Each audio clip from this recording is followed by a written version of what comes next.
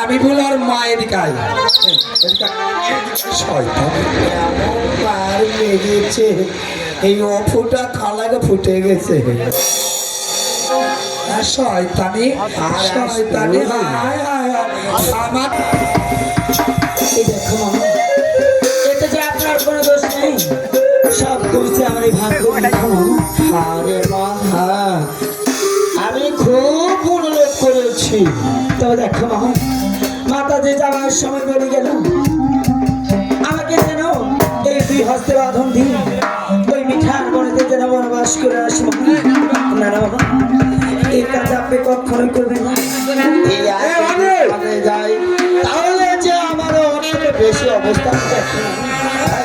যদি আমি এই ঘরে লোক সমাজের মাঝে তাই এই লোক সমাজে যে আমাকে মেরে ফেলবে বাবা, আজ কাছ থেকে বড় মরণ যে আমার হবে মা।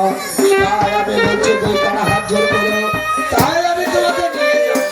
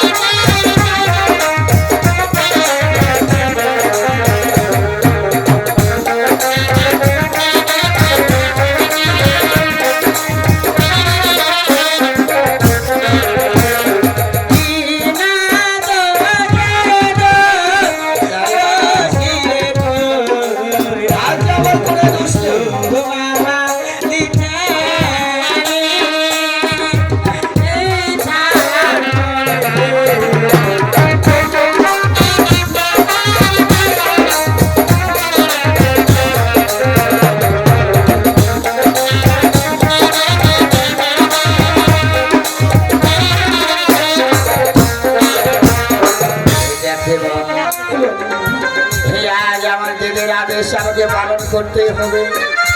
যদি আদেশ পালন না করি তোকে যে আঘাত করেছে মা, অর্থে আঘাত বেশি আমাকে করবে।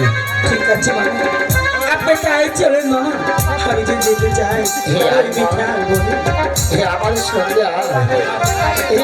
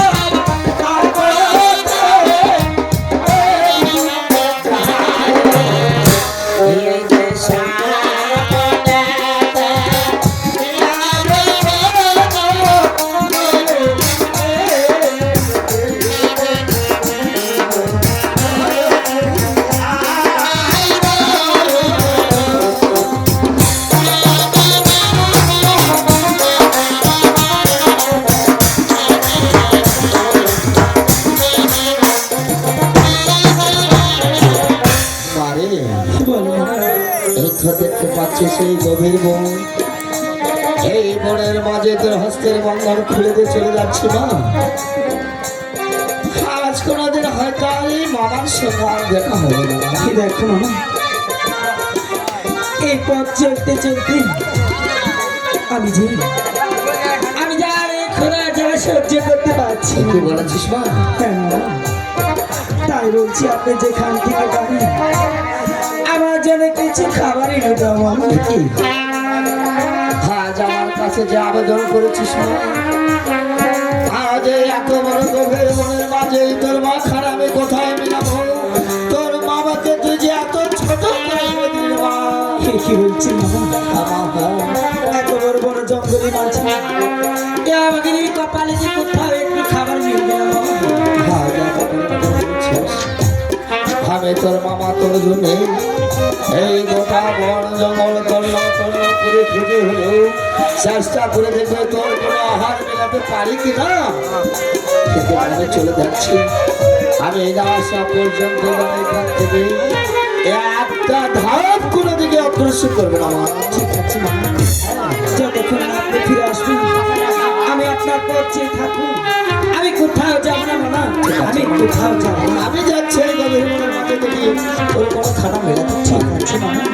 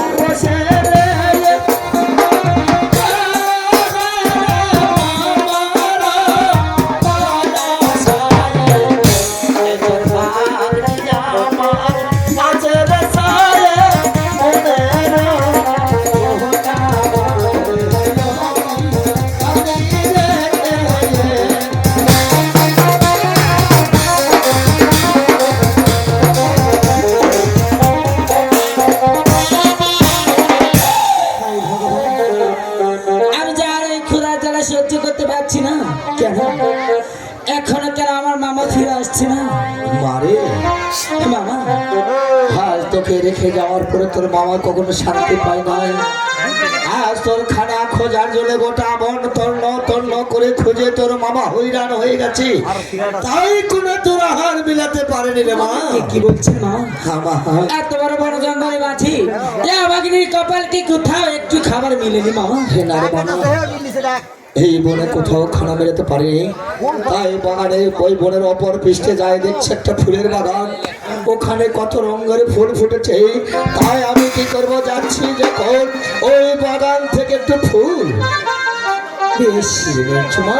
তাহলে এই ফুলটি একটিবার আমার হস্তে দিন মামা। না না, কেন মামা? এই ফুল এই ফুল তোর হস্তে দেওয়া যাবে না, তার কারণ এই ফুলের শরীরত তুই সহ্য করতে পারবি না মা।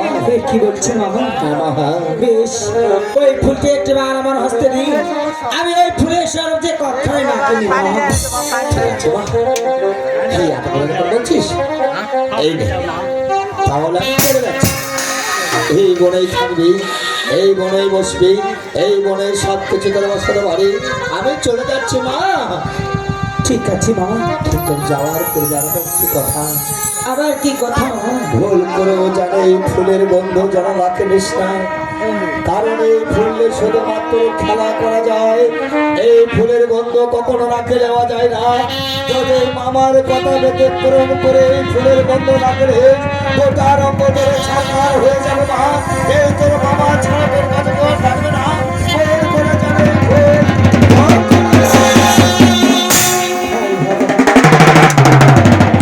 এমন সুন্দর ফুল না জানি, না জানি তার শরীর কতবার সুন্দর হবে।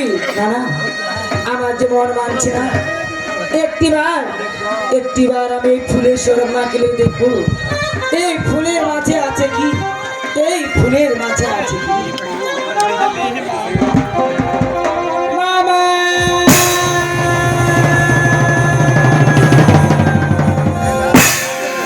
ওই আমায় কি ফুল দিলেন মামা হাসতে, আমায় কি ফুল দিলেন হাসতে,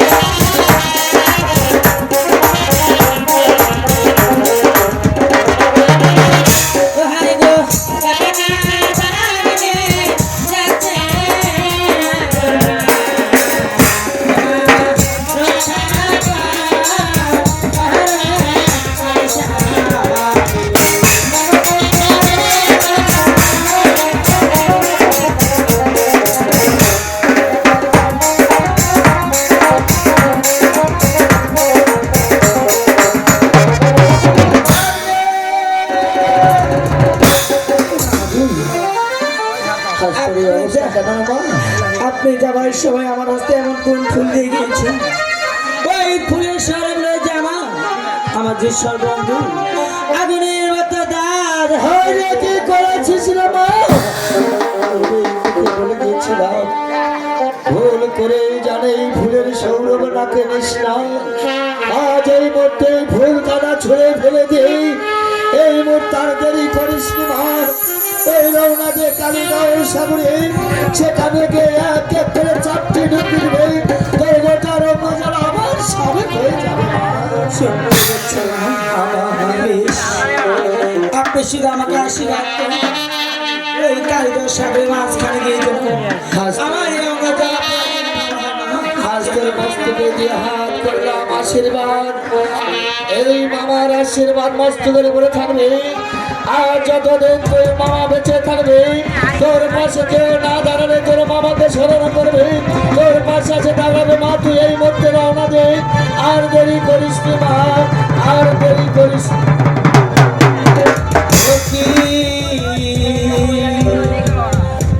হায় গো